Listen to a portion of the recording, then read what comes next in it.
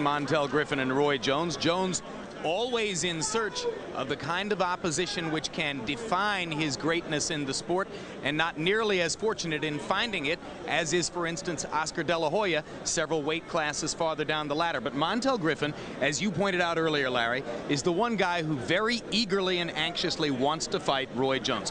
What is it that he thinks he knows about Jones that the others don't? Primarily, I think what he thinks is that he knows himself.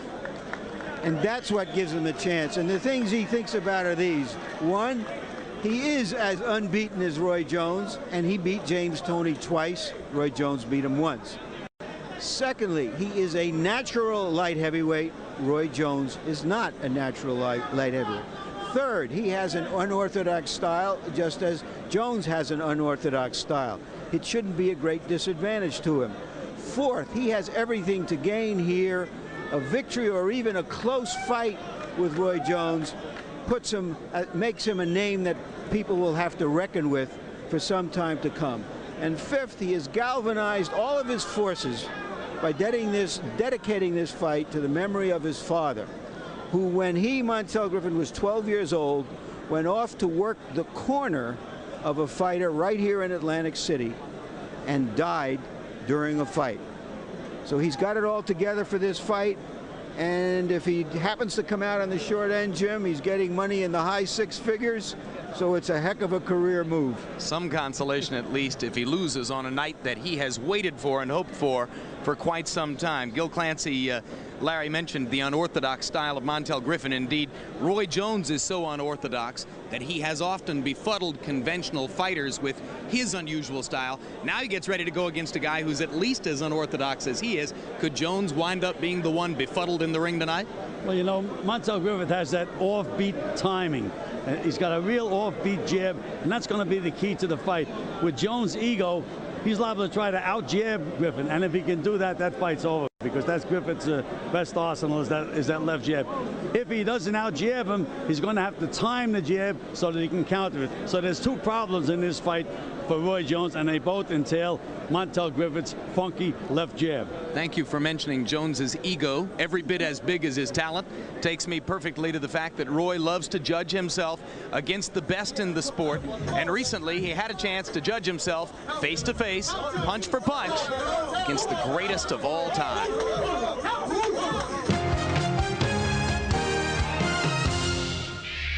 1974, Ali Frazier 2. I watched that whole fight with my father, and it was like all I saw was the fact that he was outthinking this guy, outwitting this guy, outmaneuvering him, and beating him mainly with his brain. Roy Jones says that fight left an indelible mark on his life. Only 5 years old, and Roy Jones recognized Muhammad Ali's special talent. It was at that moment that he knew he would try to follow in his footsteps. For some reason, something just kept telling me, look, you don't know how to throw the punches, but you can do the rest of it. And I just knew for some reason that I could do exactly what he was doing. Like Ali, Jones mixes phenomenal hands, quick feet, lightning fast reflexes. And for Jones, any comparisons to Ali are the greatest compliment that he can receive. It lets you know that obviously the road you took was the right road, because it's so close that people compare you. Mr. Clay, Muhammad Ali, Mr. Muhammad Ali. But despite any boxing technique parallels that might be drawn, it is Ali's strength and conviction outside the ring that Jones believes has had the most impact on his life. So getting the opportunity to meet his idol was a moment he will always remember. I didn't know that he knew so much about me, you know, and that was a real shocker to me. And after I was around him a little bit, to find out that his mind still operates just almost as good as it was back when he was champion, really made me feel a lot better for him. It made me feel so good because he reminds me of the person that lives inside of me. I think every individual should have somewhat of a moral status that they live by, a moral quota that they reach. Last month, Roy Jones invited Muhammad Ali to his hometown of Pensacola to share the stage in front of 7,000 high school students. Standing side by side, the two spread their message. It's a very special and most important day to me. The message is basically, since we were all put here together, why can't we all just live in peace and harmony? Why fight? Why try to be bigger or better than other people? Why hate other people for some things they believe? And when the day was over, it was Roy who found out that even the greatest was impressed. The person that was basically responsible for getting you interested or getting you started in something, and the person who you admire for so long, and to have them turn around and say that they admire what you do, that means you have basically passed the course with flying colors. Because if I never do nothing else, at least Muhammad Ali knows who Roy Jones is, and he likes what he saw in Roy Jones.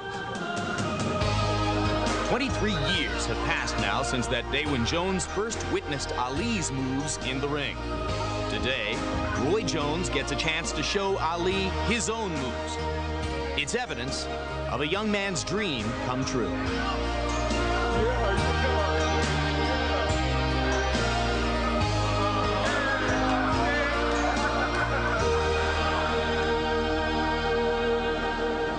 Nice to see that he can still float like a butterfly and sting like a bee, huh, Gil?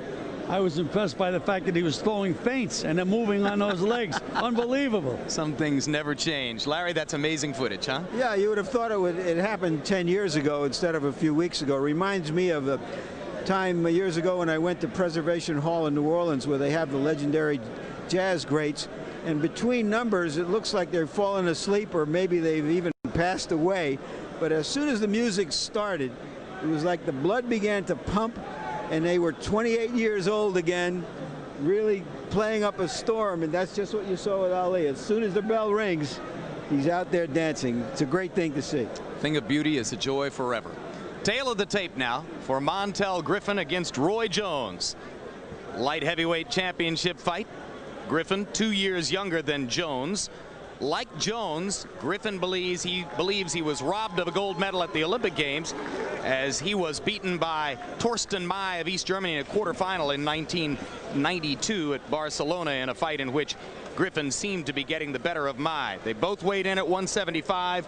Jones with a 4-inch height advantage and a 5-inch reach advantage, if in fact those are advantages, because much of Griffin's style is devoted to turning his short stature into a plus rather than a minus. Punch stat numbers, Larry. Here's a look at how they fought the same opponent, James Toney, and you see that the numbers are remarkably identical in terms of how active they were and how many punches they landed. But in the power punch department, you see that Jones threw more and landed more, but that shortchanges Griffin a little because his jab is his best punch, and it's a more useful one usually than Jones's jab is. Rules of the bout with our unofficial ringside scorer, Harold Letterman. The Roy Jones Jr. Montell Griffin fight is scheduled for 12 rounds. There is no standing gate count, no 3 knockdown rule. Only the referee can stop the fight, and you cannot be saved by the bell at any round, including the 12th and final round. Jim. Thank you very much, Harold. Montell Griffin will enter the ring first. Griffin wearing white trunks with black trim in honor of the trunks that Muhammad Ali wore when he upset George Foreman in Zaire in 1974. And that was a big upset. George was supposed to be invincible at that time. The odds in Las Vegas opened as high as 17-1 on this fight. The last time we checked a couple of hours ago, they were down to 6-1. Roy Jones the favorite, of course. And the record for Montell Griffin, we've made a point of alerting you to the fact that he's just as unbeaten as Roy Jones. 26 wins, no losses, no draws, 18 KOs. He says, I don't want my 0 to go any more than he wants his to go away.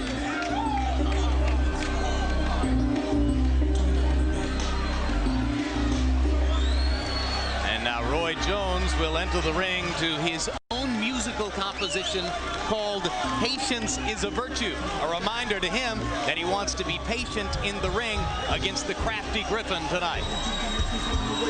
I sometimes wonder if there is anything that he can't do. I wonder if he's tried pitching baseball.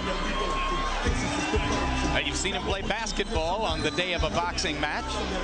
He has other athletic talents as well.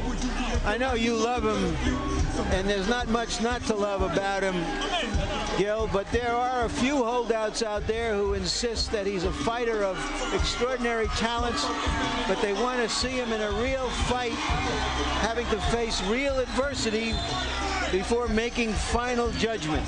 Well, this is about as tough a guy as he can fight tonight. From his past history, it should bring out the best in Roy Jones. The program under which Jones and Muhammad Ali have been visiting schools together is called Healing.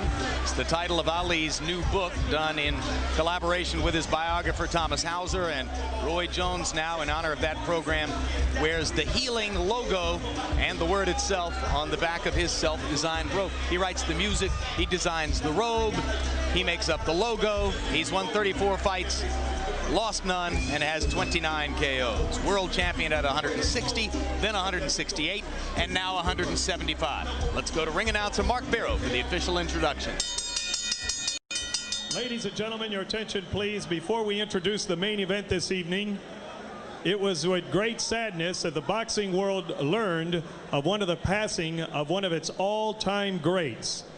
At this time, we would like you to please rise for a moment of silence and a 10-bell salute to truly one of the great middleweight champions of all time. At age 83, the passing of the man of steel, Tony Zale.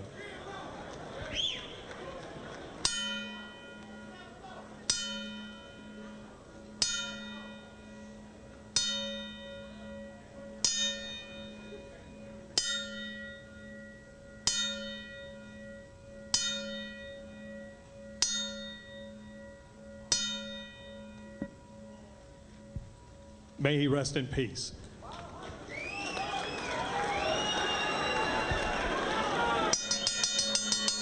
Now, ladies and gentlemen, from the Trump Taj Mahal Casino Resort on the boardwalk in Atlantic City, New Jersey, Square Ring Incorporated in association with Gell Promotions, HBO Sports, and Budweiser, the undisputed, undefeated king of beers, This Bud's For You, presents main event, the battle of the undefeated 12 rounds for the WBC Light Heavyweight Championship of the world.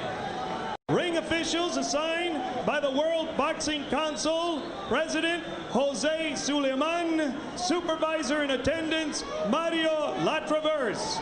Your judges at ringside are from Buena Park, California, Chuck Hassett, from Barnegat, New Jersey, Barbara Perez, and from Sacramento, California, Terry Smith. Your referee for this event, also from Barnegat, New Jersey, Tony Perez. Introducing now the principals, beginning first in the blue corner to my right, wearing the white trunks, black trim. He weighs 175 pounds. He is undefeated in 26 professional bouts. He has 18 of those wins by way of knockout. He hails from Chicago, Illinois, the 1992 Olympic team member and current WBU light heavyweight champion, Montell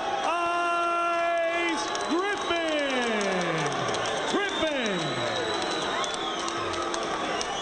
His opponent in the red corner, wearing the blue trunks, also weighing 175 pounds. He is undefeated in 34 professional bouts. He has 29 wins by way of knockout. He hails from the illustrious Pensacola, Florida. He's a member of the 1988 Olympic team and medalist. He is a former IBF middleweight champion, former IBF super middleweight champion of the world. He is rated by the Bible of Boxing, Ring Magazine, as the world's best pound-for-pound fighter, the WBC light heavyweight champion of the world, Roy Jones Jr.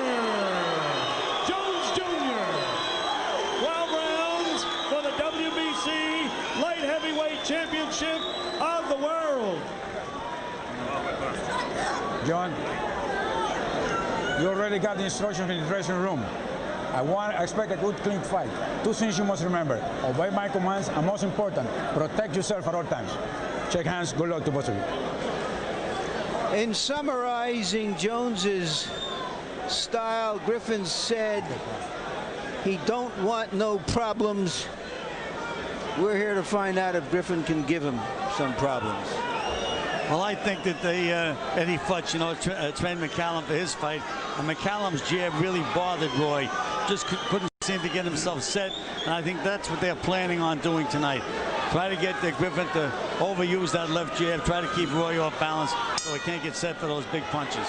Round one begins. Montell Griffin works off the jab from his low crouching position, and he dominates the early action as he tries to go to Roy Jones's body, and Jones kind of sits back on the ropes to get a look at what Griffin's got. Griffin with a hard right hand to the side of Jones's head. Roy Jones has not thrown a punch so far. Starts with a little left hook.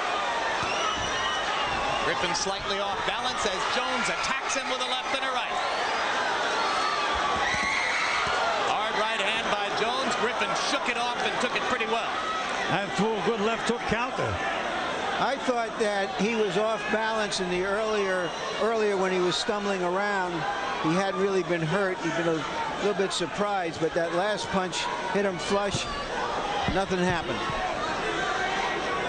That amazed me, Larry, because any time early in a fight when Roy catches a guy, either they go or they look so surprised they don't know what hit them. But he is a natural light heavyweight. Let's keep that in mind. Roy Jones is a natural middleweight. Griffin has never fought at any weight except light heavyweight. Montell iced Griffin with the name of his wife, Troy, on the left leg of his trunks, and his children, Montell II, son, daughter Berea, on the right leg of the trunks. And again, Griffin is carrying that left hand very, very low, and Roy Jones thought that he could take advantage of that by nailing him with right hands. And if you think that Roy is being too cautious in round one, remember, the rubric for the fight is patience is a virtue. He wants to get Montell Griffin going as a counterpuncher. He says, I want to lead a little bit, make Griffin counterpunch me, and then counter his counter. Well, that's always been Griffin's forte. Anytime he gets in an exchange, can be even, but he finishes it up with the left jab as he just did then. Jones allowing Griffin to attack him to the body, and Montell got in a couple of very good shots to the Jones ribcage.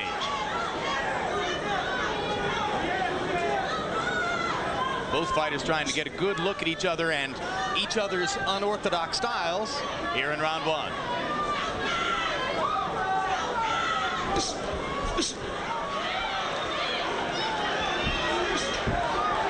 Griffin making Jones miss over the top. One of his strengths, being able to crouch, duck, slip, move his head at just the right moment to make the opponent miss.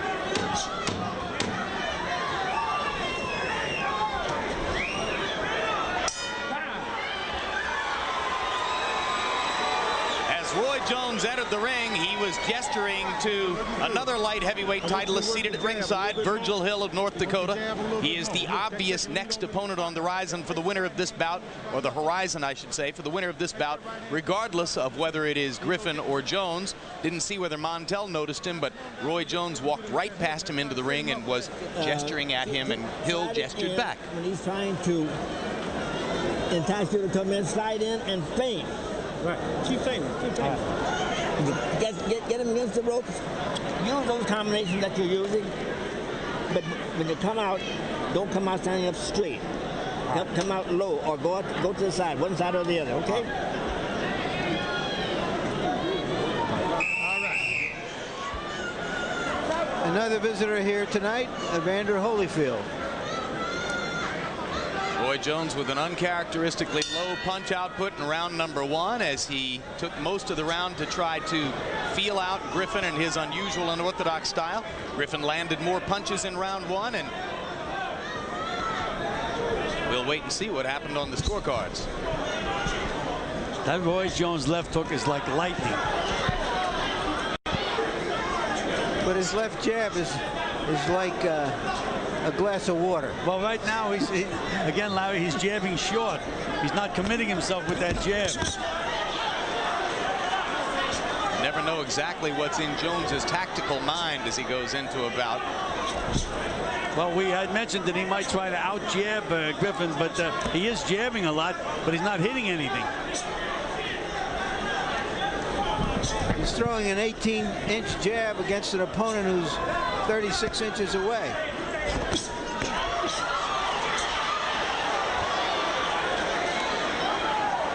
Two natural counterpunchers going against each other. It'll be interesting to see which man can force the other one to lead, if either. Jones has to get a little closer to try to really snap that left jab in there and score some points with him. So far, it's just a showcase. Not doing anything with it at all. Yeah, he has no chance of landing the jab from that distance. Now he steps in and lands a right hand over the top, and Griffin comes back with a counter left of his own. And now Griffin is talking to Jones. He's taunting him. Well, I think it's safe to say that these two fighters don't like each other.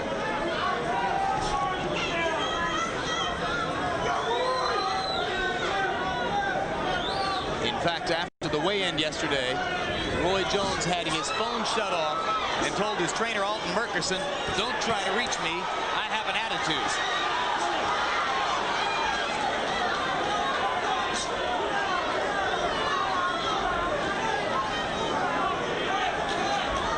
You can see both fighters really respect each other. A lot of feinting, not too much punching. The one is, oh, good left hook by Griffin. Good left hook. The pro-Griffin contingent in the crowd whoops it up as their man lands that hard counter right over the top, or left hand over the top against the Jones right. More Griffin cheering as he seems to have landed the more significant shots here in round number 2.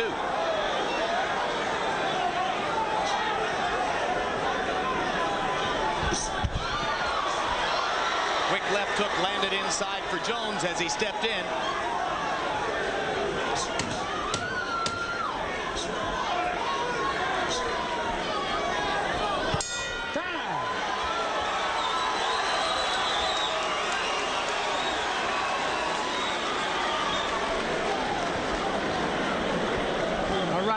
All right, your jab working good. Just keep working. Just keep working.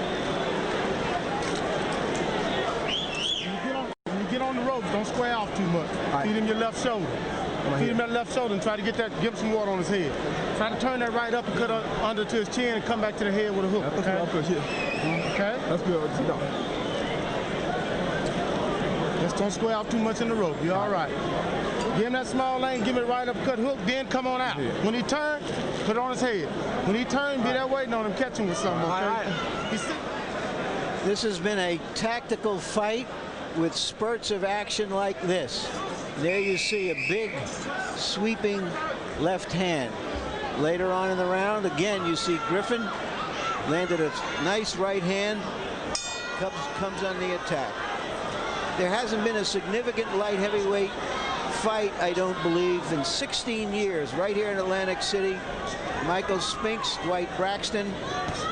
This one doesn't have the hype that one had going into it, but it may be developing into a significant light heavyweight fight. Now, Larry, in Griffin's corner, I noticed they were massaging his arms after the first round as well as after the second round. I believe you should let a fighter rest between rounds.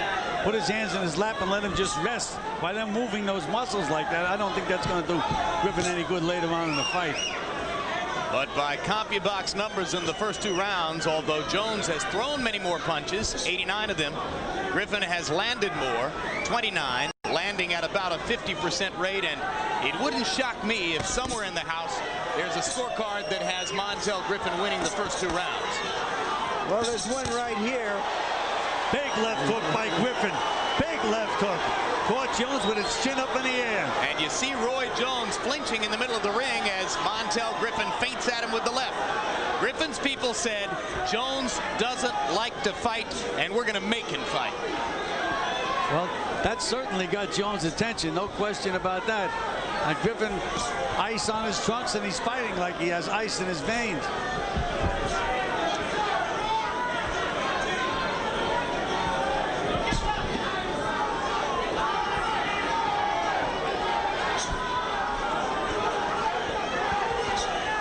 I can't understand Roy Jones with that 18-inch jab, as you mentioned. He's not even coming close with the left jab. And you heard Alton Murkerson tell him between rounds, your jab is working. Yeah, I don't understand what it's working on. Tony Perez doesn't have a mark on him, and he's not hitting Griffin with it either. By punch stat numbers, Jones landed 2 of 45 jabs in the first 2 rounds. Keep in mind that Montell Griffin has in his corner the legendary Eddie Futch, who trained 2 different fighters to upset wins over Muhammad Ali. And Futch said, hey, Ali was great, but he had a couple weaknesses. Jones is the same way. Well, what Jones has is that big one punch, though. He can change a fight around with one punch.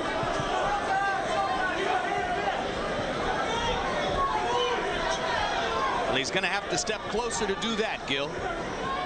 He can't stay back at this distance and allow Montell to step in on him and dominate the action the way he has in the last couple of rounds and expect to do damage.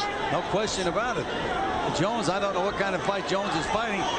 If he's waiting for the one big punch, he could be making a mistake. Griffin could be putting these rounds in the bank. Well, Griffin is giving Jones problems.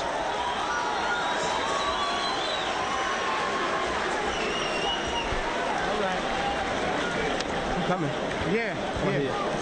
Give him something on to you. He's coming. Start playing down my head. Start playing down the stomach a little bit. See what he'll do. See what he'll do. You might even land something up top. Okay? All your jabs high now. Just drop it down. Feint down. See if it drop them hands. Try to set your hook up now. He's closing the gap up a little bit. That's good. That's good. Get your butt out on the ropes. Don't get too straight up so you can get some leverage on your shot. That's good. Okay? So you can So you can get some leverage on the Once again, the significant punch landed in this round by Griffin.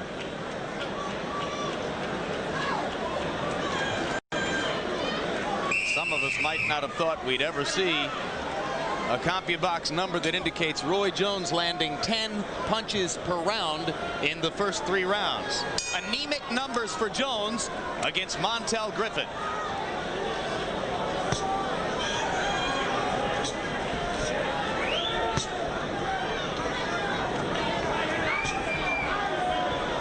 Throws 4 more jabs to begin this round, none of them anywhere near Montell Griffin's face. He has never liked to commit to the jabs because he is so defensive-minded. He doesn't want problems. He is able to fight like nobody else fights because of those amazing reflexes and his strength. It's almost like he throws few body punches, few meaningful jabs. It's almost like talking without verbs and nouns, but he's gotten away with it up till now. But if he does this for 12 rounds against Montell Griffin, he's liable to watch his 0 go away. So something will have to change for Roy Jones in the next few rounds as he continues to develop this fight plan if he's going to have a chance to win. Well, number one, if I was in Jones' corner, I'd tell him to start showing the jab to Griffin, but then throw good solid left hooks to the body and then bring him up to the chin. But that's another thing that Jones does not like to do. He doesn't like to really drop down and throw those body punches. Now, on the other hand, Gil, Montell Griffin has found 3 or 4 opportunities to land big left hooks. So he's solving something about Roy Jones's right hand. Yeah, and also anytime that Griffin has a chance to flurry when he has Jones on the ropes, he'll bang him with a few good solid body shots. But Jones, I don't know what he's waiting for. When he fought cautiously in the closing rounds against Mike McCallum, a lot of people said, well, okay, Roy carried McCallum because of his respect for the aging fighter. But his critics, those who aren't overwhelming Roy Jones fans, said, my God, if he had that much fear of McCallum, how's he going to treat Montell Griffin? Well, it would seem to me that very strange if he had any fear of Mike McCallum, because McCallum really hasn't got any power, or no longer has any power. But there's Griffin again. When he gets the guy on the ropes, he's hustling and scoring points. That's exactly what he did to beat Tony. He out-hustled him in the rounds that were close. There's the first solid jab that Jones landed. Griffin scoring in close. Roy Jones not scoring when Griffin bangs him against the ropes. It's been the kind of fight that Montell Griffin might have dreamed of so far.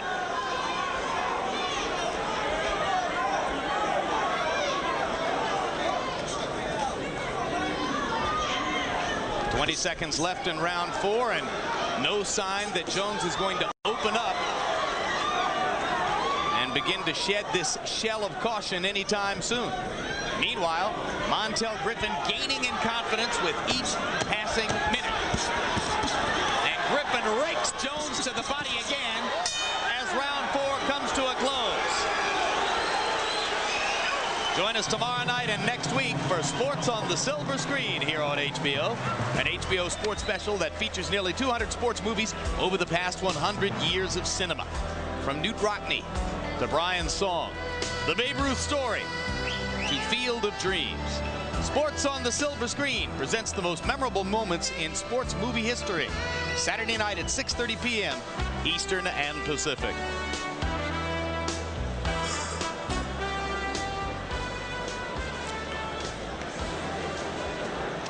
As long as he lay back like that, just touch him with some jabs, man. Just touch him. Bothered it, man. See what I'm saying? The feints bothered him. But if you step back, you give it up. Okay. You know what I'm saying? Just hold him, make him earn everything you get, and keep your right hand high in the process. Okay? Okay? Well, if you were with us at the beginning of the evening, you heard Roy Jones boast in our opening tease. "I've been playing with my bag of tricks, and Confucius says Griffin won't see 6. We're in round 5 now. Harold Letterman, how do you score it so far? Jim, 3 rounds to 1, 39-37, Montell Griffin. Jim, I gave Roy Jones the first round because he hit Montell with a right hand that made me go ouch. But after that, Montell's driving him into the ropes, landing those solid shots to the body, and really winning those rounds by out-punching Roy. I think Roy's throwing that short jab to sucker Montell into punching, and Roy can hit him with a counter right. But I'm surprised Roy doesn't step in and give him angles. That's what he's not doing.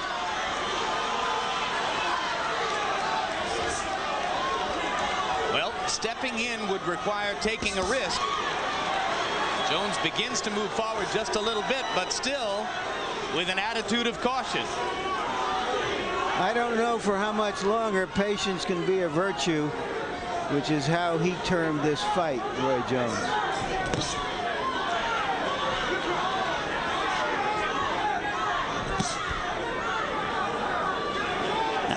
Now Griffin has that left hand right down around his hip. And that's when Jones said he could take advantage of that with a straight right hand.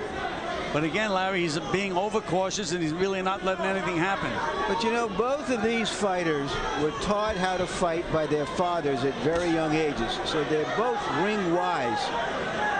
And this stance by Griffin is trying to make Jones punch him with the right hand, but he's not there to be hit that easily. Jones up and under with a left hand, one of his better punches of the fight. I woke Griffin up a little bit because he was starting to get fall asleep a little bit. Yep. The Jones contingent in the crowd whooped it up for that one. But the math of this is pretty simple for the supposedly unbeatable Roy Jones. If at some point in the fight you get 5 rounds down, which isn't out of the realm of possibility here, then you got to win all the rest. Ball scoring knockout. Good right hand by Jones. Didn't move Griffin at all. Griffin ducked right into it, which indicates that maybe Jones is starting to size up his moves. Another right hand and a quick left by Roy Jones. And a good counter by Griffin. Good left hook counter. Griffin has certainly gotten Jones's attention with those body punches. You can tell that Roy Jones doesn't want to feel Griffin to the ribcage anymore if he can avoid it. This will be ruled a slip by referee Tony Perez. Oh, it certainly was a slip. No question about that. Yep. I think Roy Jones was hoping for something more. He started to raise his arms, maybe trying to influence the judge, but Tony Perez has been around a little bit too long for that. Tony Perez refereeing, his wife Barbara Perez seated at ringside in the middle of your screen back there, one of the judges for the fight.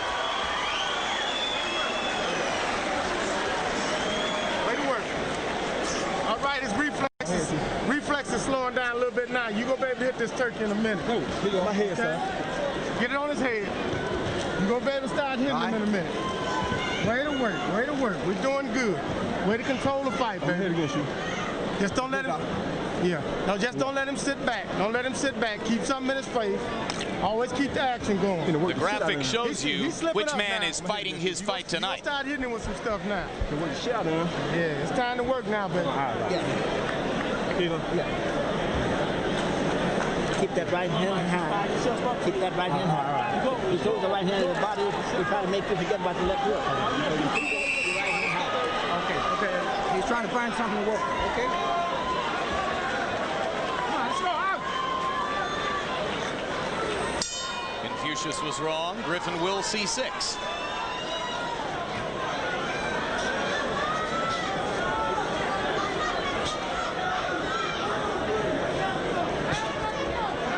Hot, humid night in here. Grand ballroom at the Trump Taj Mahal. Both fighters. Every time Jones stays against the ropes and allows Griffin to throw those body punches, it's scoring points for Griffin. Good left hook by Griffin. Jones nailed him, but Griffin nailed him right back. Out-punched him. Jones using some of the stuff that has dazzled previous opponents. Griffin eating it up right now.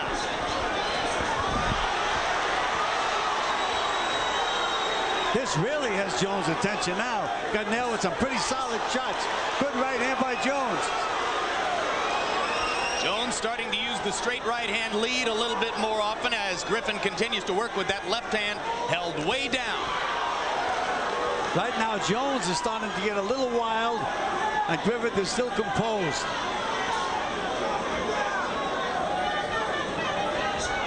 Jones is going to have to get a little wild if he's going to improve those punch stat numbers and work more damage against Montell Griffin physically. Well, he's going to have to change his strategy and start to throw some body punches, set up his other punches. Hasn't done anything in the fight so far to wear Griffin down and take away his steam.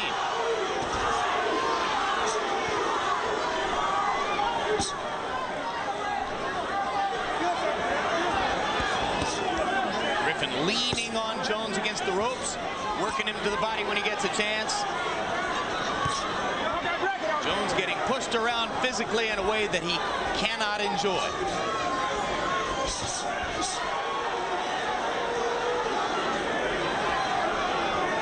Jones is trying everything in his bag of tricks, and nothing is working thus far.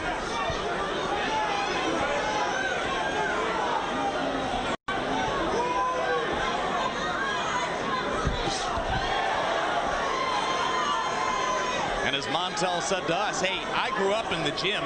I'm not going to be thrown off by any of his tricks. I've seen all that stuff since I was 5 years old. Not too many, though, have seen all the tricks that Roy Jones has. And he's a special talent. But what he's doing now, I don't know. Jones, the blistering combination using his incomparable hand speed. Griffin backs out, waves his right hand, and goes back to work with the left. Jones leading with the right hand more and more frequently to take advantage of Griffin's low left. Another right hand lead, just missed. This figured to be a tactical fight, but a real fight is breaking out. Absolutely. That's what I'm talking about right there. Wait, right here, baby. Give some water. That's my head. All right, just take deep breath. Just keep doing, keep it like that round. Keep it like that round, that's beautiful. Way to turn him when you hit him. He's trying the same thing. Round 6, the best so far for Roy Jones, but here's a look at some of the damage that Montell Griffin has been able to do during the fight. Throughout the early rounds, Jones backing up into the corners, allowing Montell Griffin to go at his body and often to land left-hand counter shots upstairs. And then Jones having to take more and more chances as the fight progressed to try to get inside and turn some of the tide against Montell Griffin. But so far, it's been like a dream for Montell, who's had much the best of it against the unbeaten Roy Jones.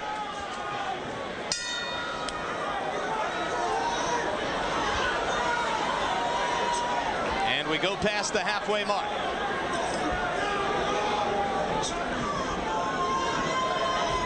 I can't understand Jones. I still can't understand that jab. Not only he's not reaching Griffin, but he's jumping back when he throws it. Gil, I don't think he's ever been an exponent of the jab because he's always looking to play defense.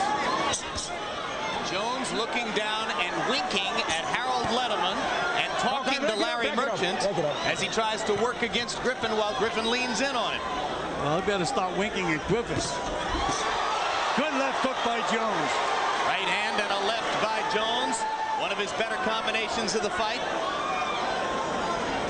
But you can just see Griffin bristle when he gets hit with that punch. I mean, he may feel the punch, but it brings up his competitive juices.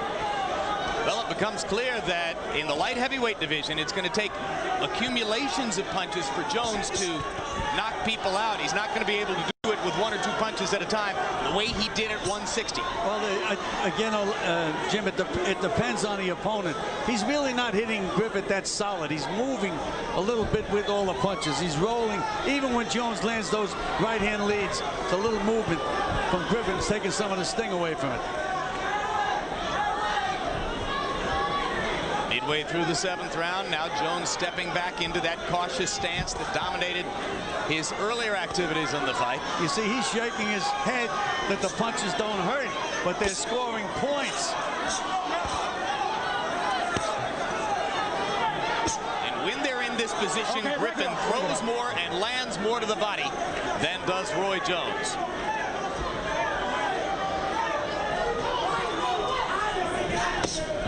There's where he should be throwing that left hook. Right down there to the body. That'll set up everything else. Well, you saw him feinting with the right hand and the right shoulder and then throwing the left hook to the body. And there's again Griffin flurrying. Griffin's robe wore the inscription, "Shock the World." His white trunks with black trim. And there's a knockdown. Quick left hook inside. Second time in his career Griffin's been down. He wanted it called a slip. Perez calls it a knockdown. He was off balance, but it was a legitimate punch that put him down. I have to see that again. I do not think that was a clean knockdown. I think it was a knockdown, Gil, just because it was a punch. Well, I'll have to see it again. I'll have to see it again. He certainly wasn't hurt by the punch. That's for sure. He wasn't. But he ducked away from one punch and caught the other one coming in, I thought. And if it gave Roy Jones a 2-point round, it could turn out to be a critical moment in the bout. Stay out of this corner. It's real wet over here, Roy. Don't work in this corner. Get him back. Get his back, too. Way to go. Talking double fights. Okay, let's see what we saw. Any different? Ducks away from the right hand there. The left hand put him straight on the canvas. Yes, sir, I agree now. It was a legitimate knockdown. Clean, short little left hook on the inside. He leaned back from the right hand, and Roy was there with the left. Right. Watch this. Lean back. And you can see Griffin didn't have a foot behind him. Yeah. And down he went. Goes to show you the power and strength of Roy Jones. Well, and here's how significant that knockdown could be on the scorecards. That was one of only 8 punches that Jones landed in the round by punch stat numbers. Just suppose that he got a 2-point round out of a round in which he threw 28 punches and landed 8. That would be extremely fortunate for Roy Jones. And you see the damp spot in Jones's corner where Alton Murkerson told his fighter, don't go to work here. Jones himself is drenched as he waits for Montell Griffin to join him in the center of the ring for round number 8. Wait. He has come on in the last 3 rounds, Jones. Go. This is what champions are supposed to do. Timekeeper can't get his stopwatch to work. Now they dispense with the stopwatch and just go. Not sure how we'll time the round as timekeeper continues to work to try to get his stopwatch going. Harold Letterman, did you give Roy Jones a 2-point round in the 7th? Jim, you had to. You had to go along with referee Tony Perez. But let me tell you something. There is no water in a neutral corner. And a neutral corner is basically dry. Fighters don't sit down in a neutral corner when they pour water on them. So Montell Griffin got hit with the shot, and he went down. I've got it 67-65, 4 rounds to 3. Roy Jones shoots. I have it 4 rounds to 3 for Griffin, but it's an even fight on my card because of the 2-point round. I'm in line with you, Larry. I have it 4 rounds to 3 Griffin, and an even fight if you want to count that knockdown a 2-point round. So if you go along with Larry Merchant and Gil Clancy, it's an even fight coming to round number 8, and it would be an even fight only because Jones got a knockdown in a round in which he landed 8 out of 28 punches. Those are anemic numbers when compared to the kinds of numbers he's put up throughout his career. Montell Griffin has Roy Jones thoroughly befuddled in here with his style, and Jones is hoping that with his extraordinary skills he can find a way to do enough damage down the stretch to win the fight. And strength. Roy Jones is a very, very strong individual. Well, so's Montell. Yes, he is. No question about it.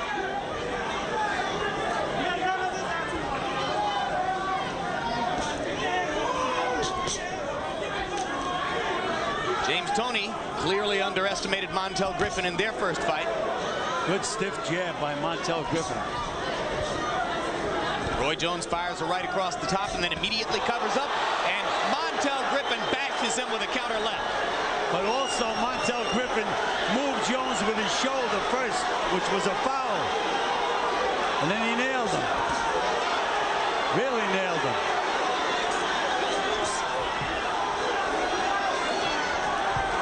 Some of the best punches of the bout have been counter left hooks by Montell Griffin. And I'm told that there's a swelling around Roy Jones's left eye, and indeed that's true. There's a mouse under Roy Jones's left eye that's not unlike the mouse that Oscar De La Hoya collected a couple months ago against Miguel Angel Gonzalez.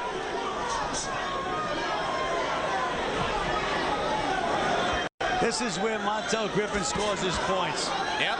When Jones backs up into the corners, Griffin just rakes him to the body. There's another good left to the body there by Montell Griffin. Griffin takes a close look at Jones's swelling eye and warms to the task as he tries to focus on that target. Good left hook. Okay, time. This is, beyond any doubt, the most competitive fight Roy Jones has ever been in as a professional. If I was in Roy Jones' corner right now, Don't give it up. I'd use an expression I used to use with my fighters. I'd say, Roy, the ropes are hot. If your back touches the ropes, get off them immediately, because that's when he's giving rounds away. When he stays against those ropes and he allows Montell Griffin to punch. Knock this trick out, though. The damage. There's the to Roy's shoulder. eye. There, did you see that shoulder that Griffin used to move him and then nail him with that punch? That's a foul. Watch it again. Watch that. There's the shoulder. It was like with almost with a forearm, I thought, that he pushed him off. But it's a very clever maneuver, one that only a kid that spent a good part of his life in the gym would know about. That's correct. Punch stat numbers through 8 rounds tell a tale of a brewing upset by Montell Griffin. He's landed 130 punches to 92 for Jones. He's landed at a 47% rate to 28 for Jones. He's landed 61% of his power shots, many of them to the body. How much does Roy Jones have left as Griffin goes to his body one more time? And again, Jones doesn't even try to counter.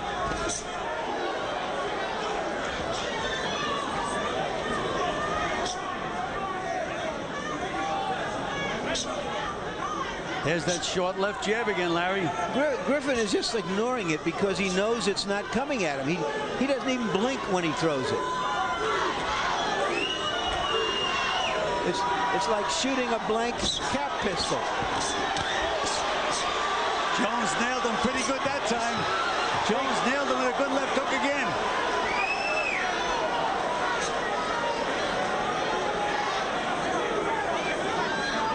Griffin's still there. That was one of Roy Jones's better flurries in the bout. Montell just goes back to waiting patiently for him at the center of the ring and waits for Jones to back up into the corners where Montell has done so much of his damage. There it is. Jones goes to the ropes. Montell goes to the body. This is not a case of Montell Griffin forcing Roy Jones into the ropes and the corners. Jones is going there himself. And that's why I said if I was in the corner, I'd tell him, stay away from the ropes.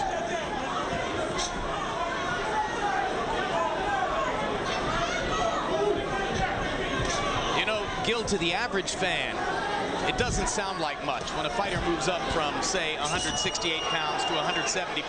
Can it, in fact, be a world of difference? Oh, there's no question about it. Look at Roberto Duran, who's one of the greatest lightweights. Big right hand by Jones. Big right hand. And Griffin is hurt. No question about it. Griffin is hurt. Jones looking to finish. Griffin wobbling a little bit. Jones comes in and lands the right hand lead again. And a couple of left hooks. And Griffin's knee goes down. And Jones lands 2 punches after Griffin's knee was on the canvas. And now Griffin slopes forward. And Tony Perez starts the count. That was a foul. I don't know He's if not Perez getting up. will call it. Question about it. 2 punches while he was down. Not 1, 2. And the doctors are in there with Montell Griffin, who took those 2 blows with his knees on the canvas. And that was the difference between a knockdown and a knockout, or so it appeared from here. It was a definite foul. Foul. Harold Letterman, what's the rule? Jim, in my mind, there is absolutely no question that Tony Perez had just cause to disqualify Roy Jones Jr. should he have made that decision. I mean, it's the referee's call. In my eyes, absolutely he fouled him. Griffin seemed to be down on one knee, and Jones knocked him out when he was on the floor. You know what? Perez could have disqualified him. Let's take another look. Griffin goes down from an accumulation of punishment. Now he's down. He went down voluntarily. That's why Jones was a little bit mystified. Oh, there's no question that Jones. You remember the Riddick Bowe Mathis fight when they.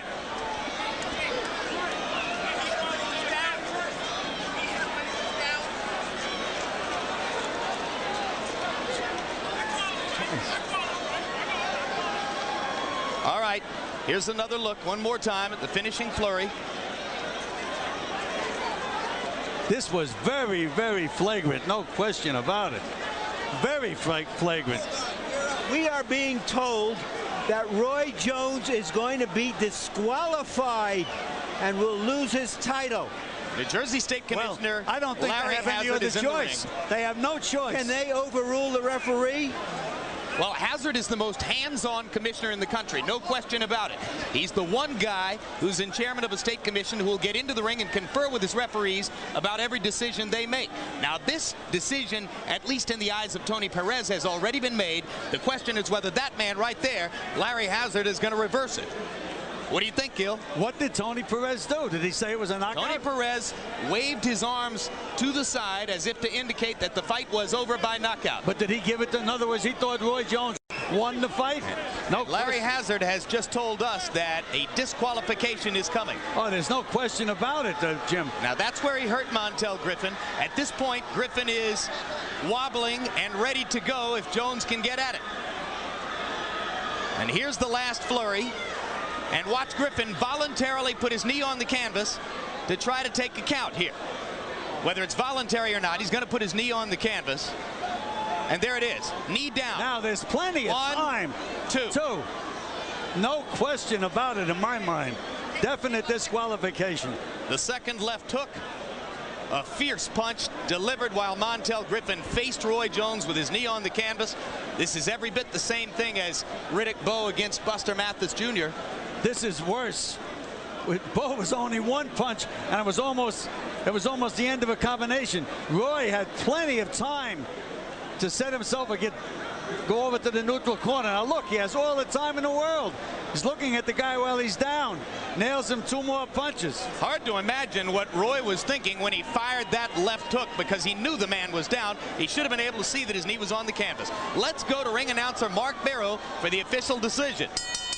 Ladies and gentlemen, the time, 2 minutes, 27 seconds of the 9th round. The referee disqualifies the red corner.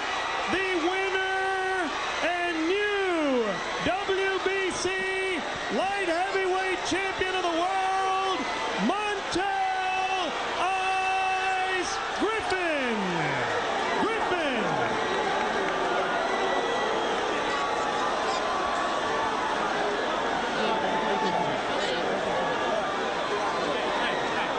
Well, you can see the conversation taking place there between Jones and Griffin. And certainly the right decision has been made here. If ever there was clear ground for a disqualification, Harold, Gil, that was it, right? Jim, No yes, question. but I want to tell you something. I honestly believe he faked it. Now, you watch Montell Griffin after he got hit with that hook. He looked up at Perez and then went down on his face, and he stayed there as Perez. But Harold, the rule doesn't talk about whether he was damaged by the blows after he was down. The rule only says that you don't hit a man after he was down. Absolutely, but he didn't have to fake anything to force the disqualification. Did he, Harold? No. Okay, let's go to Larry Merchant. All right, thank you, Jim. Roy, can you tell us what you think happened on the knockdown, knockout disqualification? I'm going to tell you exactly what happened. The referee told me before the fight that it's no standing 8 count. So I hit him. I knew he was weak. He was going down. I thought he went down, but the referee didn't come, so I didn't know if he'd come back at me or not. So I bounced back. I hooked him again. I bounced back. The referee still didn't come, so the referee said no standing 8 count. So I ain't looking at his knees. I'm looking at his face. So you're saying that first, because the referee had said no standing 8 count, you thought that because Montell seemed to go down on one knee of his own volition, that he wasn't really knocked down? No, I really didn't know if he was going down, if he slipped and was coming back at me or not. I can't stop. If I stop. So, and you're saying, Roy, that the referee never came at you and tried to separate you? I didn't feel the referee trying to separate me one time. I'm sitting there, if you show it back over, I'm bouncing. Wait, all you gotta do is touch my left arm and I'll stop. Let's take a look at the knockdown and the knockout. All right, here it is. You describe what you see. Right here. I know you hurt, right? I'm trying to find me a good shot. I thought he slipped, but I didn't know if he coming up or what. I don't want to hit him, but the referee got to stop me, you know? I don't know what happened, and the referee ain't stopped me. You know, and I know he's down, but I don't know if he's down, if he's low or what. I'm just trying to finish the fight. The momentum is going. I feel like it's a good fight. I want to capture, and, you know, I'm at him. All right, let me add this then. Are you suggesting that because Griffin is a guy who fights low, who ducks down a lot, that you weren't sure that he was knocked down? I didn't know if he down. If he come up off one knee and hit me and knock me out, the referee gonna count me out. So the referee said no standing 8 count, so I got to try to put him on his back. That's what I consider down. I know he went to his knee, but I didn't know if he was on his knee for sure or what. I ain't got time to stop and say, well, let me look and see if he's on his knee. I got to do what I got to do. I'm still champion as far as I'm concerned. Montell was a good fight, you know what I'm saying? He's a good fighter. I can beat the kid. He cannot beat me. Everybody see that. I mean, they want to disqualify me to take my title. That's fine. You know, I can deal with it. I got stole. Gold medal got stolen from me. I don't mind. You know? Up until the last few rounds, he was giving you a lot of trouble, and you came on. He's a counterpuncher. A short counterpuncher gonna give you trouble. But I know I had him. I know I had him weak. I had him out of it. I said, yeah, now I got him. I caught him with the right hand. Boom, there he is. I know I got him. Well, Did you get overeager, Roy, because of all the frustration you were having with him? Not necessarily the frustration. I was eager because I want a good, exciting knockout. I want to get me a knockout. You know what I'm saying? Hey, but don't worry about that. Don't worry about that. I mean, if you want a rematch, you can get a rematch. If you don't, I can't make a fight. I don't cover spill milk. I'll fought a good fight. I didn't lose. Nobody ain't beat me yet. Disqualification, I can take that. Ain't nobody gonna beat me. Do you want a rematch? He probably gonna fight me no more, man. With the kind of heat I put on it, man, come on. I mean, I'll take a rematch at a heartbeat, but he probably won't want to fight me no more, you know? I mean, you know, that's how stuff go. That's life. That's life, but that ends the feeling that you had that you were an unbeatable great fighter. No, it doesn't, because I haven't been beaten. I got disqualified. Thank you very much, Roy. Thank you very much. All right, back to you, Jim. Well, let's take a look at the official scorecards to show you how the fight stood through the first 8 rounds. Interestingly enough, Roy Jones was ahead on 2 scorecards, behind on Barbara Perez's scorecard. She, the wife of referee Tony Perez, through the first 8 rounds. So obviously at this point, Gil, the fight was still up for grabs. No question about it. The fight was up for grabs. It looked like Roy was starting to come on. He had just hurt Montell badly in that round. There was absolutely no reason or no cause. He's a professional fighter.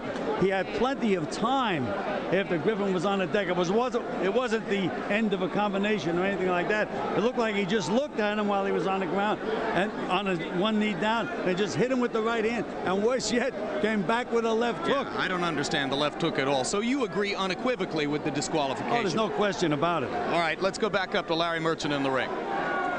All right, I'm with Tony Perez. Tony, tell us what you saw and when you decided it was a disqualification. Okay, when he knocked him down, you see him in the floor, he hit him twice in the floor. The reason I kept counting was because he might be able to get up.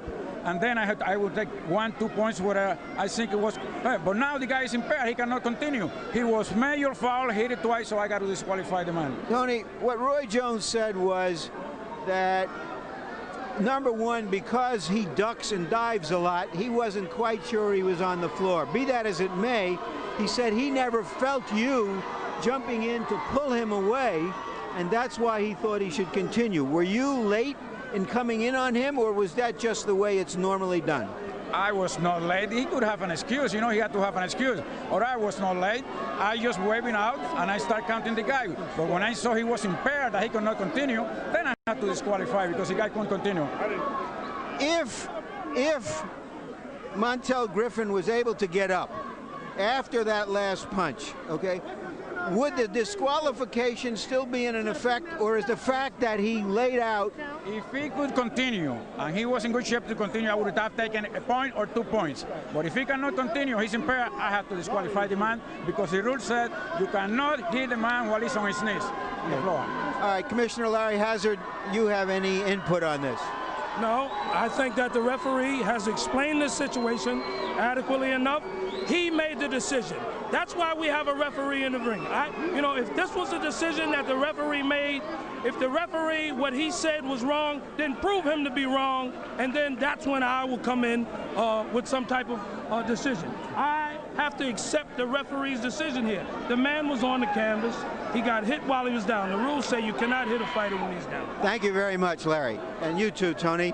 And in a moment, Jim, we'll have the winner and new champion. Montell Griffin. Well, you've been waiting for something interesting to happen in Roy Jones's career, and certainly it just happened. Now, leaving aside the subject of the disqualification, Griffin exposed Jones in a lot of different ways in there tonight. No question about it. Again, as the judges said, it was a fairly even fight, but I thought, again, Roy had just nailed him and maybe would have come on and won the fight, but Griffin certainly exposed the fact that Jones just isn't busy enough, doesn't set up his combinations. He just looks for those quick reflexes and that great punching power. And against a good, solid fighter, he can be outpointed. I think Larry's ready with Montell Griffin now. All right, thank you very much, fellas. And now we have the winner and new champion by disqualification with his wife. You tell us how you remember that what happened in that last sequence and what you will see on the tape as we replay it, Montell. I just feel like this. I took the fight to him. I thought I was landing good shots. I was making a miss and everything. He caught me with a nice little shot in the back of the head. I got a little dizzy at the end. I mean, after he caught me, I got a little dizzy. So my head was clear. I just took one knee so I could just get my head together. You say he still wasn't hitting me. So you went down deliberately. Right. You could look. See, I took one knee on purpose right here. So I'm waiting for the referee to start counting, and he hit me. All right. Now you had a delayed reaction there, and what the referee said was, if you had been able to continue to fight, that he would have penalized Roy Jones, but the fight would have gone on. Well, that's fine. Were you good? Were you acting at the end, or were you really hurt? I mean, I went down on one knee to take the 8 count. Right. He hit me when I was down. I didn't see it. So anything can happen to anybody getting hit when they don't see the punch. I mean. But you were hurt then, you're saying? We're looking at the fight right now. I'm moving. I take one knee on purpose. I look up and he hits me without me seeing it right there. I'm looking at the referee ready to take the 8 count. And he kind of caught me a little bit. I got a little woozy, and I fell down. So that delay fall to the canvas was the effect of that blow hurting you, and you could not continue? Well, I was dizzy from the first punch in the back of the head. That's why I took a step back, took the knee. When I look up to see, ready for the referee to count, I get hit. Anybody gonna get hurt if they get hit when they punch they don't see. So I don't feel. I mean, I didn't want to win it this way. I wanted to win it with decision. I thought I was taking it to him. I was making a miss. I was catching with a jab. His face was all swollen up. And I thought I was winning fair square. Are you willing to give him a rematch? Well, we'll sit down and do whatever. I want Virgil Hill, but if we have to get a rematch, we'll get a rematch. Do you know that, or you wouldn't know, but I'll report it to you, that you were just barely losing on a split decision up to that point, although if that round would have counted, you would have been behind. How do you feel about that? I thought I was winning the fight. I was making a miss. He caught me with a couple of shots during the fight, but it wasn't nothing hard. The first knockdown was a slip. There was no way he hit me. The second knockdown, he caught me. I could have stayed up if I wanted to. My head was all right. I went down on one knee just to show you that my head was all right, just to take the 8-second count. But I knew I was going to have to pull off the last 2 or 3 rounds. And I'm sitting down, and the man hit me for no reason. You know what I'm saying? Why would he hit me? You see, I got one knee on the ground. Just clarify this for me. will you give Roy Jones a rematch? We'll see. We'll see. We'll sit down. I ain't in a position right now to tell you. I want Virgil Hill, but we'll sit down and talk about it. See what happens. This for my father, Clarence Griffin, Lil Montell and Bria at home. Mama, I'm all right.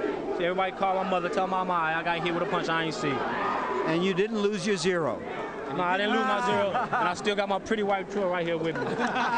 Thank you very much. Jim? Montell Griffin and Roy Jones enter the ring, both unbeaten, 60 fights between them, and the man who loses his 0 is Jones as the result of the disqualification. Jones said in his post-fight interview that he doubts Griffin will give him a rematch.